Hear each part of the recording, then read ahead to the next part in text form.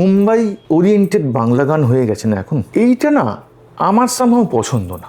মানে কি বলতো, আমাদের বাংলা গান বলতেই আমার সবসময় আমার নিজস্ব ভালো লাগার কথা বলছি।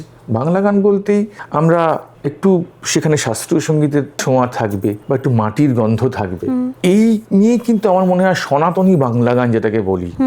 কিন্তু এখন যেটা হয়ে যাচ্ছে সেটা হচ্ছে যে বেশিরভাগ গানই ওই ড্রামস ওরিয়েন্টেড গান, আর ওই সবসময়টা ফাস্ট কিছু করার, মানে একটা রিদমিক গান করা, একটা সবসময় একটা, তুই যখন দেখবি রিয়েলিটি শোতে যাস সবসময় সে যে কোনো জায়গায় হোক শুধু রিদম চাই, রিদমটাই সব থেকে আগে। রিদমকে আগে মানুষকে ছোঁয়, কোনটা আগে ছোঁয়, রিদম আগে ছোঁয় না সুর আগে ছোঁয়? পারস্পরিক মনে হয়, কিছু কিছু গানের ক্ষেত্রে হচ্ছে রিদম আগে ছোঁয়, হ্যাঁ, কিন্তু আমার মনে হয় সামহাও কিছু কিছু ক্ষেত্রে আবার সুর আগে ছোঁয়। কথা এবং সুরের মেলবন্ধন এটা খুব কাজ করে, তো সেটার বড় অভাব কখনো কখনো মনে হচ্ছে। তার মধ্যে ভালো গান আমাদের ইন্দ্রদীপ, জয়, ওরা তো খুব ভালো কাজ করছে, ওদের তো কাছ থেকে তো খুব ভালো ভালো গান পাচ্ছি না তা তো নয়, এবং সেই গান তো মানুষের ভালোও লাগছে।